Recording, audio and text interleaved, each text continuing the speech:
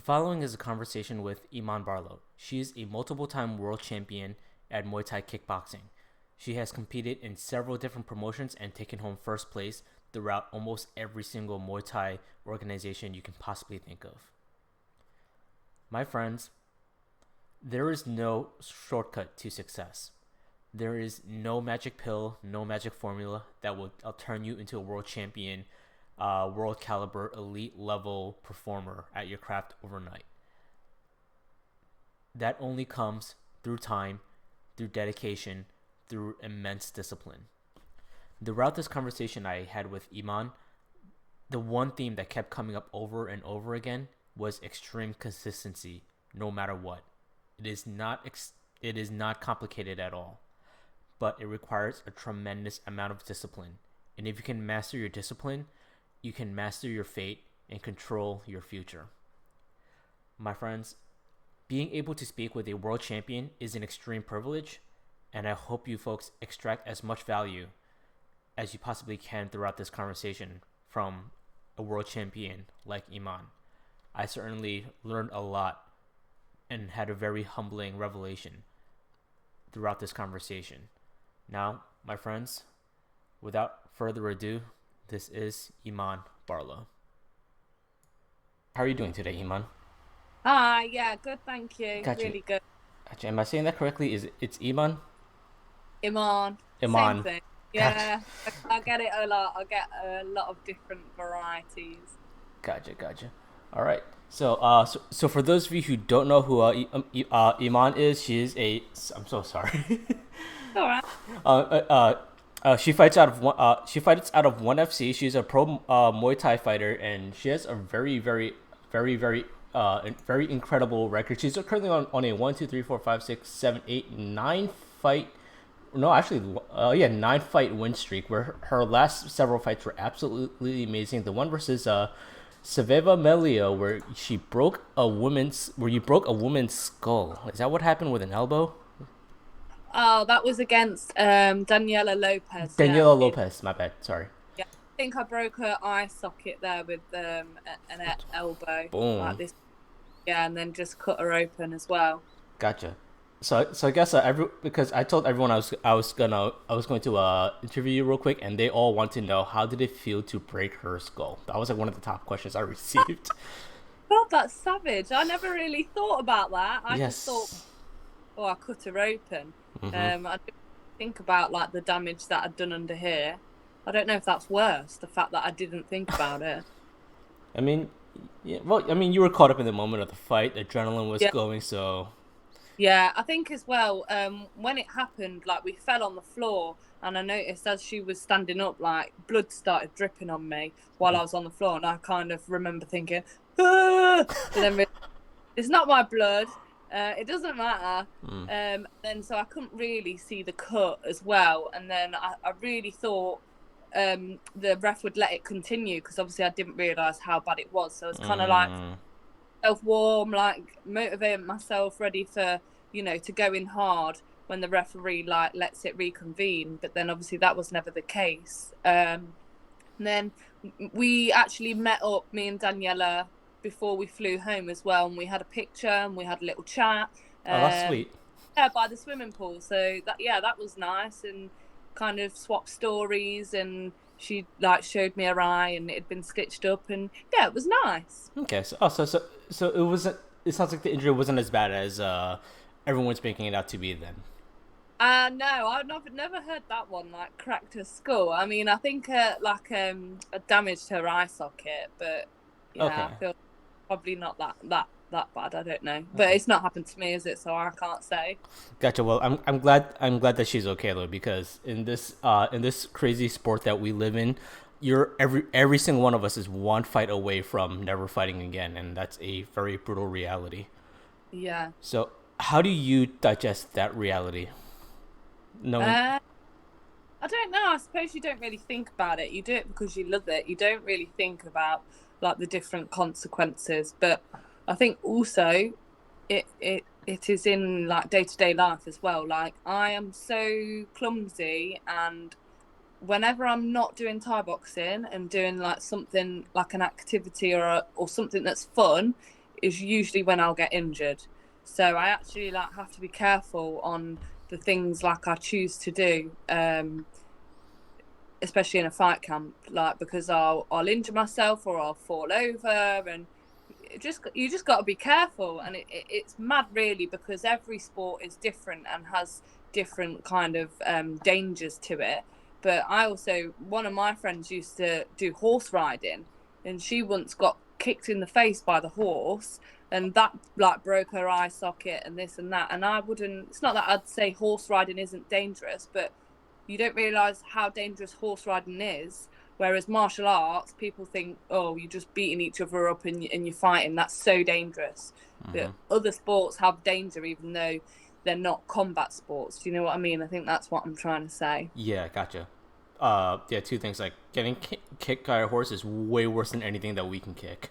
Yeah, exactly. Especially in your face. Yeah. Wow. Yeah. No, that's a 3,000 pound creature kicking you, not a 200 pound creature. Yeah. Yeah, and I definitely agree with you as far as like the injuries outside of the sport. Because the last time I broke something, I was freaking walking. I was Yeah, walking, and I was walking on my way to the mat, and my toe got caught on the side of the mat, and my toe got bent backwards. So I didn't even make it to the mat, and I yeah. broke my toe walking to the mat. I was like, "What the?" Just by a bit. Yeah. Yeah. That's what I mean. Like, I have a lot of injuries, especially when I do like a lot of running. Like, I always turn my ankle. Just when you just like switch off for a second and you're enjoying your run, and the ground is like a bit different, and it's just mad really when you think of it, and the different ways when you look back on how you've been injured. I injured myself indoor skydiving, so obviously it's just air, but I'd like pulled a muscle from like floating like that, and Gotcha. it was absolute agony. Like, I couldn't shut my car door. I Oh, obviously punch. I couldn't run because it's that movement. Like, it's mad. has that injury affected your fight game at all? Um, Not since, but I can't. I'm sure I just had a fight as well, so it was like my week off, and I did that like activity the weekend after. Okay. So I didn't have to like pull out of a fight, but yeah, I was off training for a couple of weeks until it healed properly. Couple of weeks. Yeah, Wow. it's mad. It's yeah, all the crazy things we do. We hurt ourselves on the simplest things. Yeah, All right. All right. So there are a couple of girls in my gym who are very excited that I'm talking to you, and they do want to know, and I think it would be it'd be a great disservice not to ask this question on their behalf, which is, you've been in this fight game for you've been in the fight game for over 20 years now, right? Starting from the day you first put on a pair of gloves. yeah, Nowadays, like, seeing females in the fight game is pretty common, especially because with like Stamp over at 1FC, and just lighting things up right now. We've had and just the last UFC was headlined by Amanda Nunes and Juliana Pena, which is like really really cool to see, and they put on a great show. But it wasn't always like this. Like, fighting has been a pretty male dominated sport. How is it different from like when you started, like like just like 10 years ago, 20 years ago, versus yeah. how it is today, and just dealing with a lot of the stigma that comes with being a female fighter, especially back then versus and then how it is today. Yeah, I think it's developed so much. When I was younger, I used to fight very regular, and I'd fight all the girls, and then I kind of ran out of people to fight, so then I'd fight boys. Now that meant nothing to me, but Mm. obviously I didn't care if it was a girl or a boy, but obviously boys didn't really like getting beat by girls and things like that. But there wasn't as many girls in the sport doing it. But now, especially in the UK, the circuit is crazy. There's just as many girls as the boys. Same with training, especially younger kids.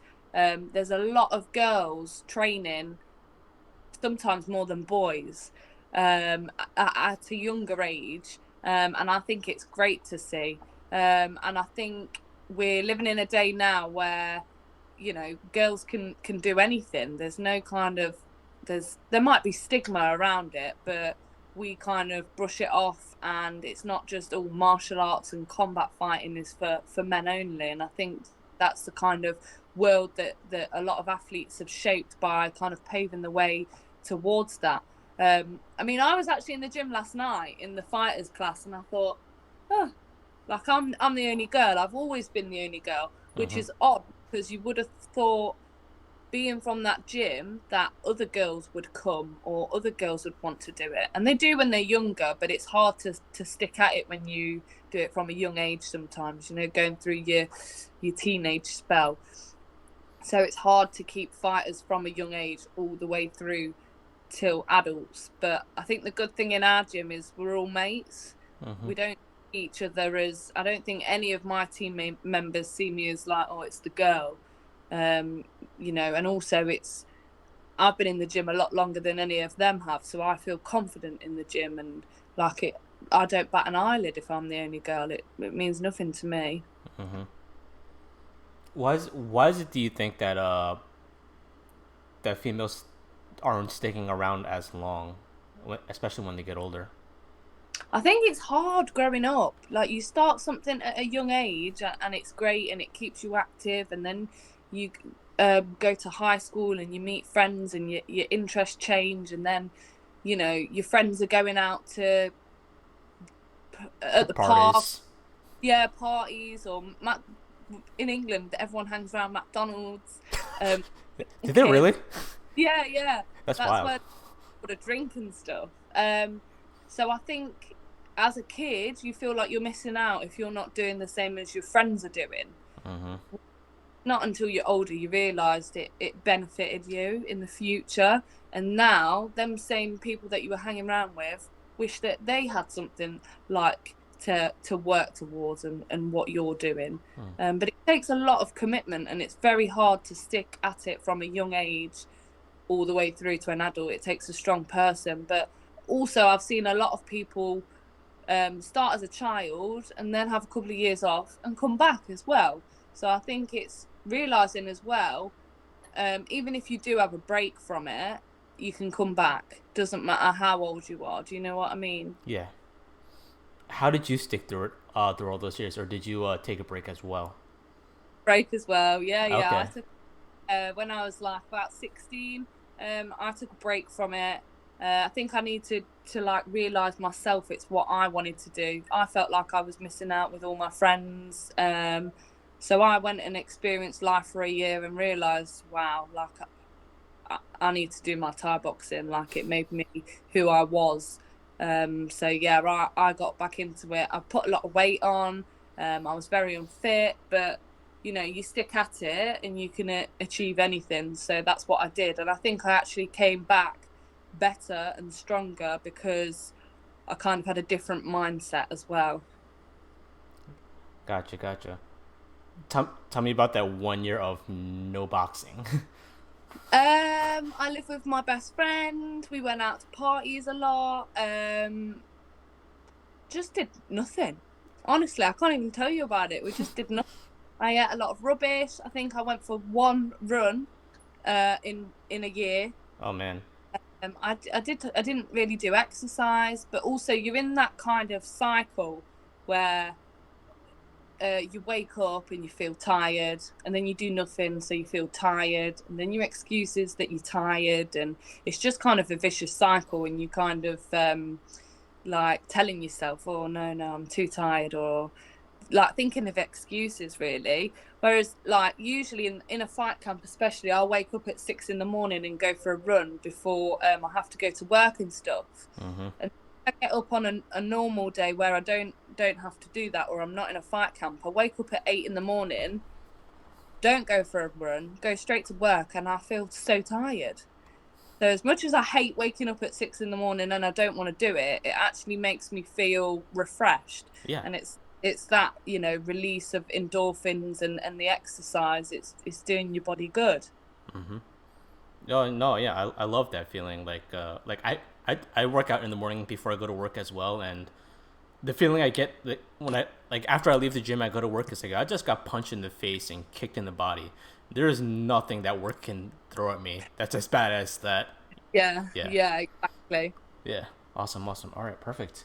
All right, so so I did want to ask you, like, what was your best mental athletic performance, and how do you ensure that those results are repeatable over the hundreds and fights and sparring sessions that you've had? I know this is kind of like a huge question, but Yeah. I'm So definitely curious because you perform at a very high level. what was my best? What was your best mental athletic performance, if you can Men. think of? Oh, I don't know. It's difficult because to do like with the mental side, Mm-hmm. it, I feel like I train hard, and therefore mentally I'm very strong. Like going into a fight, like I know I've trained hard. I know I've done everything that I can do. I know I've tried my best. So the fight bit at the end should be easy. Like Mm-hmm. not easy, but that's like the last thing left on my list to do, because I've had such good prep. So I think the hardest um kind of thing is once I had a fight and I feel like maybe I'd skipped a few sessions and done a few things, and I wasn't as mentally strong going into that fight, Mm-hmm. and then it makes you think, oh God, like that was close. So from that, I kind of learned to always do my prep, to always train hard, to never miss a session if I can help it, and just go for it and give it my all, because it really does affect your thinking in So, the ring. so just consistency then is what I'm hearing. Yeah, definitely consistency, and always trying to adapt and make yourself better. I think as well, what we do a lot is if you've got injuries or you're feeling tired or you've got niggles, is like constantly trying to look after your body. Mm-hmm. Massages, ice baths, Mm-hmm. uh, high oil on an area if it's feeling tight. Instead of just moaning like, oh, like my shoulders are so tight they hurt, oil them up, because you've just got to kind of deal with it and adapt and get on with it. Yeah, yeah, because the goal is to keep doing this by the time we're 50, right? 50, bloody hell. Maybe not professional fights, but but at least still like it's still in the gym, or Yeah, still showing people. I think it's definitely important to keep like active after as well, Yeah. because you're used to your body being so active, and I think I know for a fact if I retire from fighting, when that happens, if I don't keep active, I'm going to put a lot of weight on, because I'm so used to all this training. Whether I'm in a camp or not, I'm training all the time. So I think it's very important to keep active for your body and to make it stronger as well. Mm-hmm. For sure, and I could definitely see in your background. I see treadmills, I see bikes, I see kettlebells, I see dumbbells. Yeah, this Yeah, is my works gym. that's really cool. Is that also part of your like regular work as well? Everything I see behind you. No, so this is my gym. This is where I teach kids that I work at a place called the Melton Learning Hub. So it's kind of for kids that have been kicked out of school, or they're no longer at school for different reasons. They can be on the autistic spectrum, they can have behavioural issues or mental health issues, and just can't deal with kind of school or being in class. So we have small class sizes here and do all different kind of more practical stuff. So obviously, as you can see, I teach exercise and fitness. Oh, I teach a little bit of maths as well, only a little bit. a little bit. Uh, but we have things like beauty, construction, mechanics, like things that kids are a bit more interested in and to keep them occupied. But obviously there's a qualification that goes along with it as well. Mm-hmm. So try and keep them entertained and get them a qualification as well. So the kids know what I do here. They love it. They're always like, when's your next fight? We watched you fight live, miss, and things like that. So yeah, it's really good. That is really, really cool. Thank you so much for giving back Yeah. to society and taking care of kids who need the help. So, Yeah, yeah, it's a great job, and every kid here is so different, and yeah, it's never a day is never the same. That's what they say here. how'd you get into that line of work? So I started off at kind of, it's like a similar place, but just for boys, a school down the road, and it wasn't too far for me. And I was a teaching assistant. So I was there obviously to assist the teaching and help the boys with their work. But they were so naughty that half the time I'd spend running around the village. They'd run out of the classroom and run around the lakes and just be up to all sorts of stuff. And they had such strong personalities, and I loved it. You had to be a certain type of person to be in that kind of job. But I loved it. And then I kind of, this place where I work now is a similar sort of thing, but it was closer to home. It was more responsibility for me as well. So yeah, and I get to teach the kids. They love doing the boxing, not necessarily the Thai boxing. Sometimes they don't really like kicking and things like that, but they love to kind of get their aggression out and punch something. Gotcha. Mainly, obviously.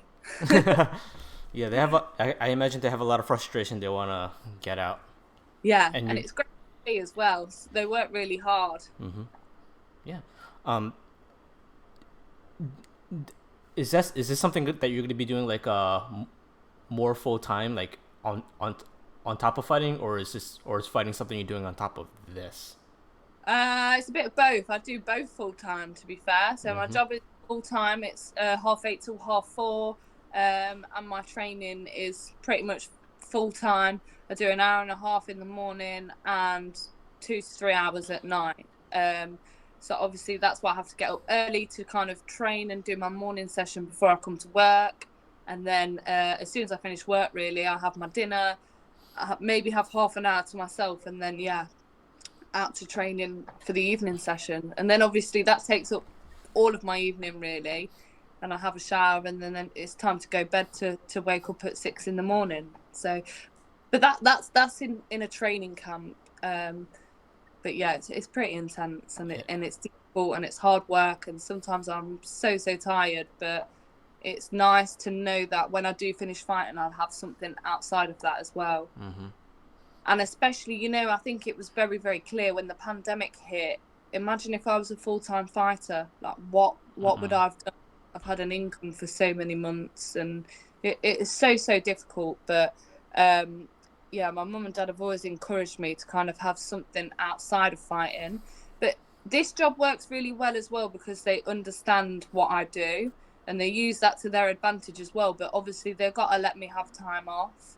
I could only really take time off in the school holidays, but my fights don't coincide most of the time with the school holidays. So very understanding when it comes to that. And I'm very grateful I get the time off when I ask for it, for these opportunities, because they're not just in Europe now. A lot is in America or Asia, so I have to go for the whole week to kind of adjust and get ready for the time difference and over the traveling. So I found a good job for me, and it works both sides.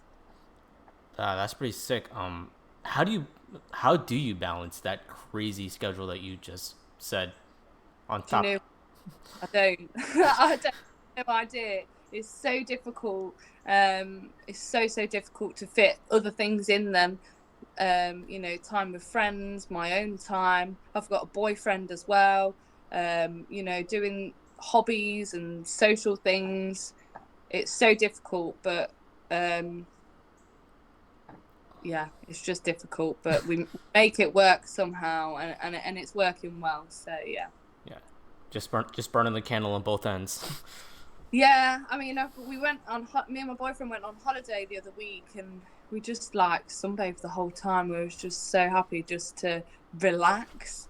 But then even when I'm back and not in a camp, or I've got time off work, I just end up booking things in and doing this and doing that, and then before you know it, I just obviously like to keep busy, but I moan that I'm too busy, and then I keep busy.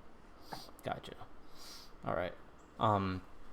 So a couple more questions from the people at the from the gym, from the other viewers, from they want to know how important is trust in a coach, how important is the coach-student relationship, and what does that mean to you? It's so important. That is the only reason, almost that I'm here and where I am today. Like, my coach is obviously my dad. We have a good coach-fighter relationship. I respect him a lot, and I know really anything he says goes. I listen to him, and that's what's got me here so far. You'd always see in my fights, a lot of people observe my fights, and you can always hear my corner. My dad will always be in my corner, and sometimes you can hear him shout like an instruction, and I'm like a little puppet or a little robot. As soon as I've heard that instruction, within seconds, bang, it's done. Not always. Sometimes I miss the gap and then don't do it. But a good example was that Daniela Lopez fight in one. If you actually watch that back, you can hear my dad say, "Look for the downward elbow, Iman. 1, 2, 3." He was bang. right. Yeah, executed, and then that's what happened.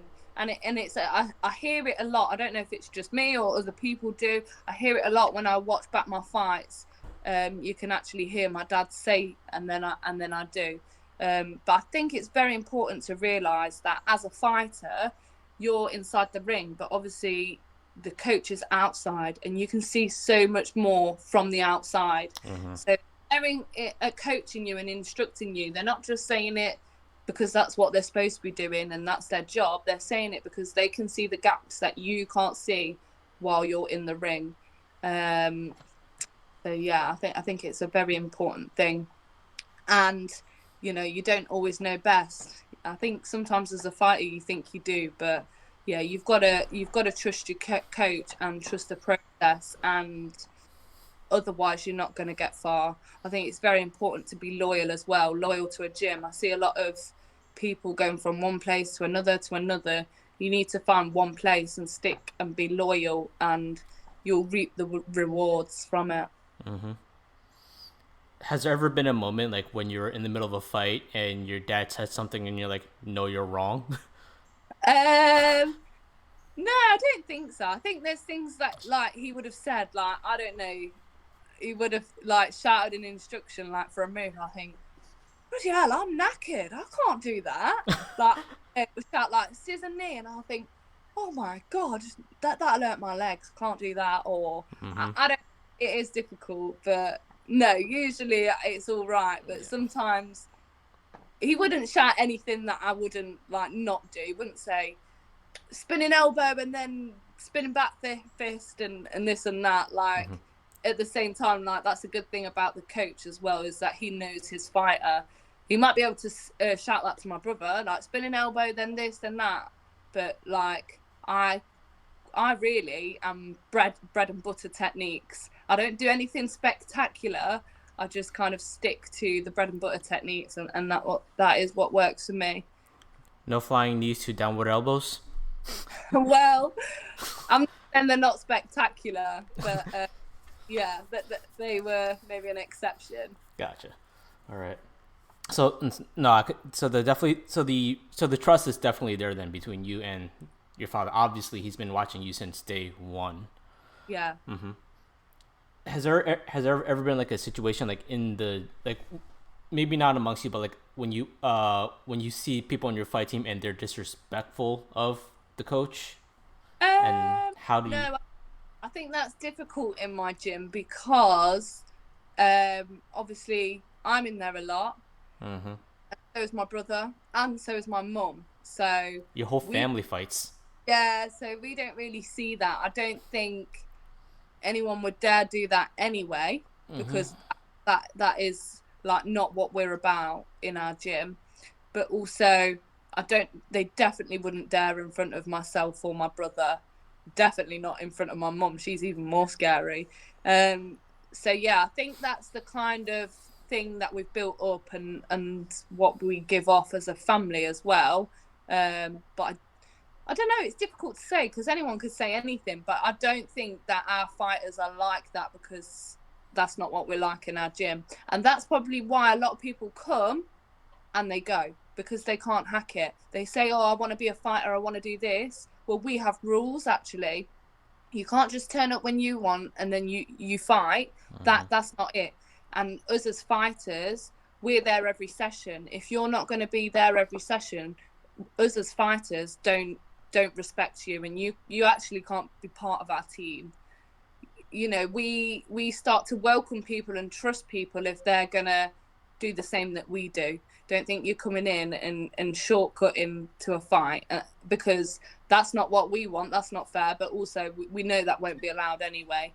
So a lot of people come in and say they want to fight, and we have like a main fighters session on a Sunday in the afternoon, and a lot of people find it difficult to commit or give up a weekend, especially, you know, after a Saturday night in the pubs. That's kind of a commitment session. So if you're at that session, we know that you want it and you want to go all the way. But we have a very tight kind of family and a tight community in our gym. But we're also from a very small place as well. So, yeah, it's different. What do you think it is that separates like the people who enter a gym and are able to make it all the way and become a fighter versus the ones that can't hack it? Yeah. Do you know what? I don't know. I sometimes see people and think, you're mental. Like, why are you here? You're here because you find it fun. Like it's not fun. And then I'm doing it. Why am I doing it? I'm mental. Like, you know, I love the fighting and I just love it. But you have to do the training in order to do that, which is a weird process. Because sometimes I'd rather get home from work and just sit there and watch telly or do nothing. Do you know what I mean? Or I'd rather go to dinner with my friends, but I'm not. So yeah, it's difficult. But I think a lot of it as well is mentally. People say they want to fight, but I don't think they do. Like it's weird. It's very weird. Or it's commitment. They can't commit themselves. It's a strange game. I think because I've been in it since I was younger, things that affect other people don't affect me. You know, I get a lot of questions about nerves. How do you cope with nerves? How do you deal with nerves? Do you get nervous? What do you do when you get nervous? I'm like, whoa. Like, I don't know. I've never really thought about it. You just kind of get on with it because that's how I've been taught. And because I've been through the process so many times, the nerves, like, I don't think about the nerves. It's just kind of a process and you go through it. But I've never thought, oh my God, I'm nervous. What happens if this happens? Do you know what I mean? It just becomes more of a reality because I've been through the process a lot. But I didn't realize how many people like overthink things like that. Yeah. That makes me think of a quote I saw the other day. I'm going to attribute it to Morgan Freeman because his picture was next to it, but I don't really know if he actually said it. But yeah. Morgan Freeman's really cool, so I'm just going to attribute it to Morgan Freeman. It's that if you're depressed, you're living in the past. If you have anxiety, you're living in the future. But if you're at peace, you're living in the present. Yeah, that makes sense, don't it, when you think about it? Yeah. So it sounds like you're not really worried about the future. You just know that I have a fight right here, right now, or I have a hard sparring session right here, right now. Yeah. Let me just get on with it. And a lot of people, they're scared of what they're going to do next week versus right now. Yeah, exactly. You just kind of got to deal with what's happening now. And like, I don't get me wrong, I worry about things in life. That's natural. You know, about the future and like even simple things. Like if I get a fight date, I worry about telling work that I've got to book time off. That's not in the holidays. And I worry about it so much and I leave it till the last minute until I tell them. And it's like, yeah, that's fine, Iman. I'm like, and it's like, well, why did I worry about that? And why do I do it every time? I've not learned still. Yeah. So it's difficult, and it's the way the mind plays tricks and the way the mind works, and it's mad, really. Yeah. I figured your job would be used to you, like they know who you are, and having a high profile fighter is probably good for them anyway. Yeah, well, this is what I mean. They're so understanding, and they do sometimes move heaven and earth to kind of work with my plans as well. So I don't know why I worry. I think it's because I care and I don't want to let people down. So I don't want to leave the team here kind of having to cover me, even though that's what's going to happen. Yeah. But is it that you also, maybe you also just really care about the kids and you want them to be taken care of? Yeah, one would hope so. That should be it, shouldn't it? That's what it is. It's a lot of things. Yeah. Yeah, no, it's a change in responsibility, and it sounds like you're a very very responsible person. So Thank you. I hope so. I hope. I mean, all right, awesome. I mean, I was gonna ask you something. It slipped my mind. It happens all the time, but it's okay. I've got a list of backup questions right over here. Yeah, actually, I told this one chick I know. I don't know if you know her. She fights in the amateur league. Her name. Told her. I'm probably gonna bleep out the name. Um, I told her you were fighting, and she sent me. And this is what she sent me. She, Oh my word. yes, I'm like I have like no shortage of questions.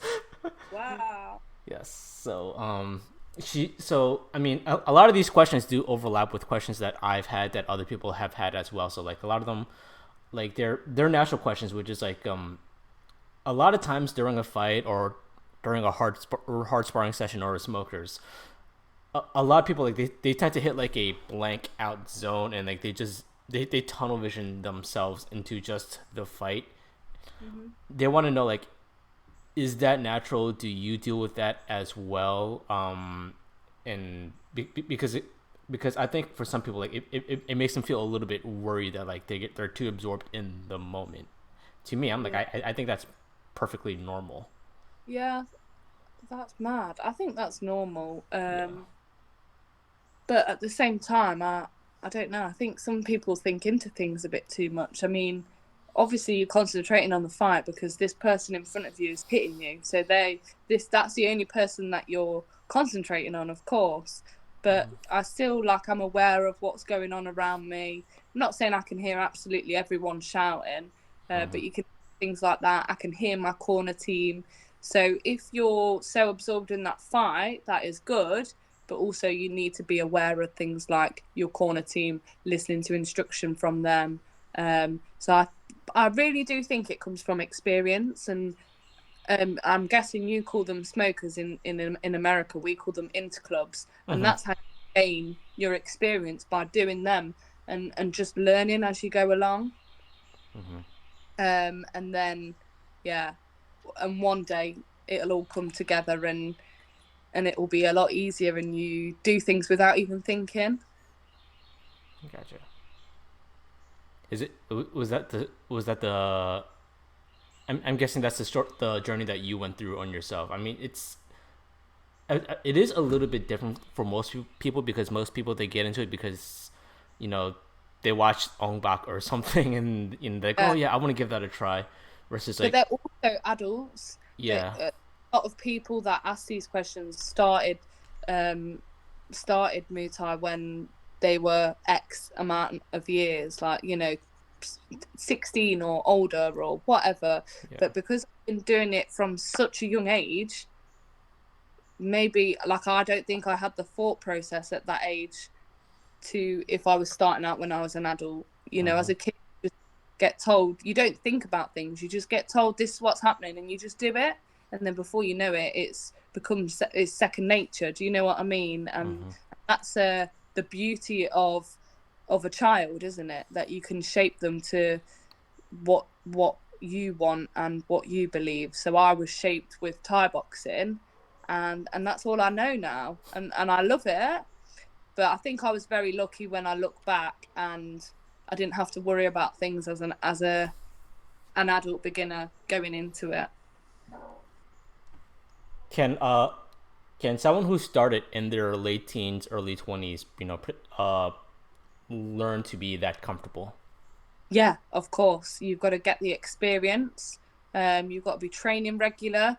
You know, a lot of the training is repetition, and it's so difficult and it's so hard sometimes to I don't know what the word is, but to keep it exciting and a bit different because it is the same thing over and over again. Mm-hmm. Uh, and that's just how your body works, and your twitch muscle fibers kind of it's like muscle memory.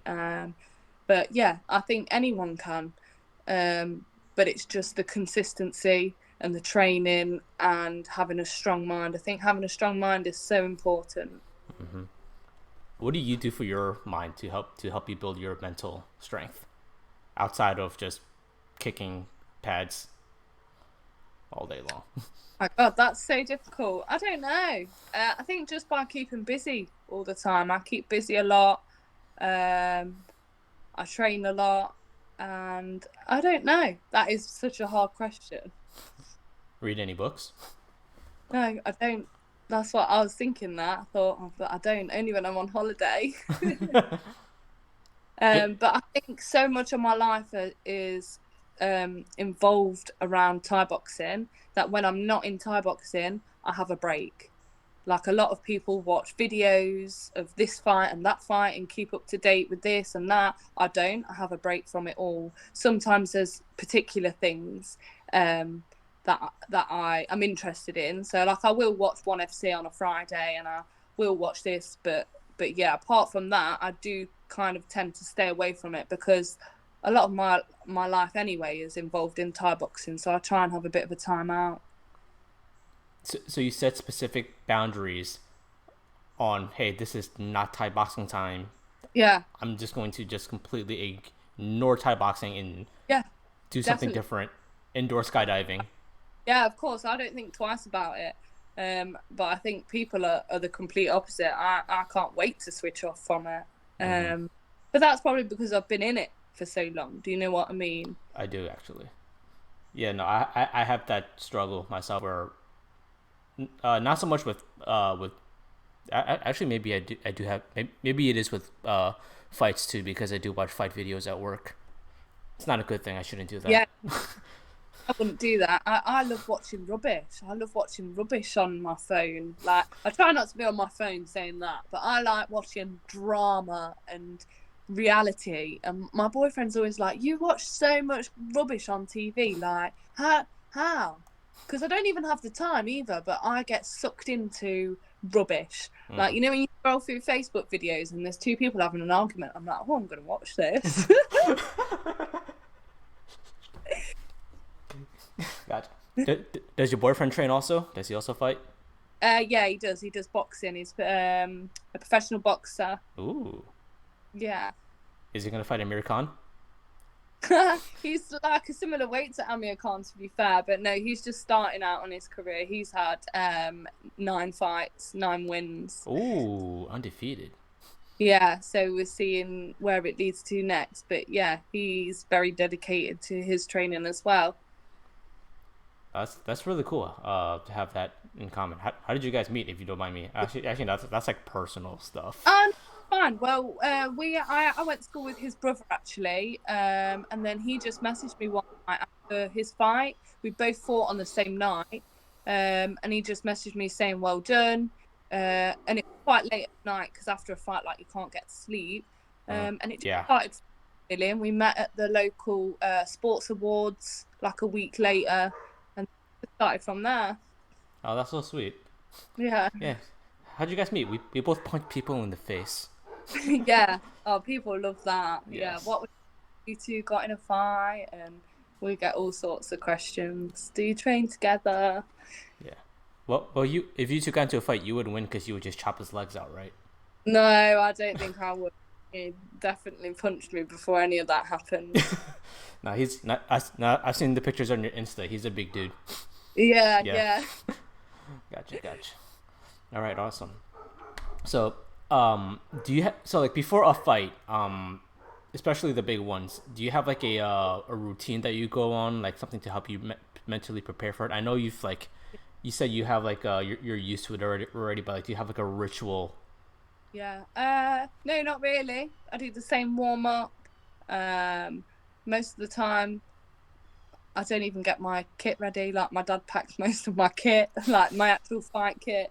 And we just hit pads. Yeah, and that's it really. Take a few deep breaths, roll my neck. And no, there's nothing in particular. We kind of do the same thing, but it's not like our routine. It's just what we always do and it's what works.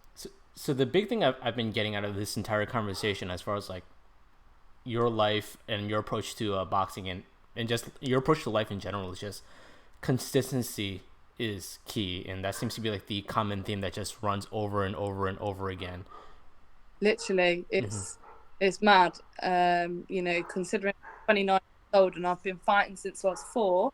Obviously, I've not been doing the same thing since I was 4 years old. Obviously, we've upped it as age has gone up. But yeah, I've been doing the same thing for a long time. Obviously, we change things every now and then, and new science comes in, new sports science, and new combos and new equipment, and yeah, we keep it the same, we keep it consistent, but we also adapt is a good word, really. Yeah. That's what we do, constantly adapting and doing different things. Yeah. Gotcha. Has there ever been a time where you broke your consistency other than that? I guess that 1 year counts. Yeah, Yeah. yeah. But apart from that, no. I have fought regular. Sometimes I've had like 7 or 8 fights a year, which is a lot because I kind of went from one fight, I have a week off, back in camp. One fight, back in camp, like a week off, or a couple of weeks off. But yeah, it was a quite good couple of years. But I kept very, very busy, and it was very hard. But I feel like since COVID now, like, it's not as much. Like, I'll be lucky if I get 3 or 4 fights in a year. Why recently we've gone and done a couple of amateur tournaments, because I've gone to one place and got 3 fights. So for me, I still need to not get the experience in, but I need the fights. Like, there's no point me being this fighter and just hanging about waiting for fights to come to me. So it's difficult now in this stage of my career.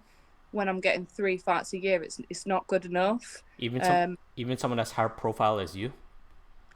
It's not good enough. I want to fight, and that's why I'm doing it. So 3 fights a year it's not good enough, and it's difficult. Yeah. So all I want to do is fight.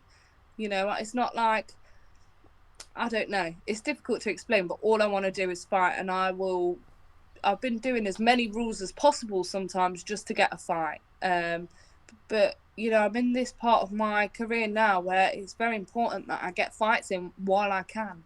What am I hanging about for? What am I waiting for? I've done enough waiting. So yeah, that's all that's important to me at the moment. Yeah, and of course you can only train so hard if you've not got a fight date. It's so disheartening. So that also is a part of it as well. Yeah. I've only got a couple of minutes left, Rex, and I'm gonna have to go. No problem. Yeah, I gotcha. Yeah, you have another one another interview soon, Yeah. right?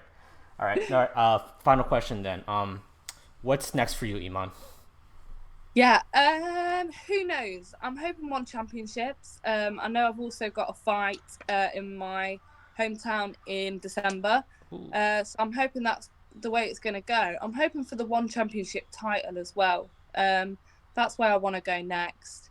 Obviously, Smila Sandel, young, hungry, tall, won the title a couple of months ago. So, yeah, surely I'm next. Ooh. I'm definitely going to be look forward to watching that. And final question before we go, and then we'll call it quits. Yeah. If you could have any impact on the world, what kind of impact would you like to have? Oh, why are you coming at me with the hard questions? A positive impact. I think it's important for people to have inspirations and have role models, and I'd like to people to like watch my fights and watch my kind of mindset and take something from it. Not saying I want to be their role model or be their inspiration, but I think it's very important for a fighter as an individual to take different things from different people, and that's what makes someone a lot better. It's just like, that game they play. Well, I'll have Liam Harrison's low kick, and I'll have Nongo's knees, and I'll do this from that person. So it's about taking little things from different people and adapting and taking things on board and making yourself a better person and a better fighter. 100%. Absolutely love it. And that was actually the best response I could have gotten. Thank you. Thank you so much. Well, Iman, it's been a pleasure. Thank you so much. And it was very enjoyable. Any closing words? Any last statements? No, just want to say thank you. And you can follow me on Instagram at PrettyKiller3. Gotcha. Awesome. All right. There you go. There you go, folks. That was Iman Barlow. And for Chasing Excellence, And definitely watch her fight. She's a very exciting fighter. All right, folks. Have a great rest of your day. All right.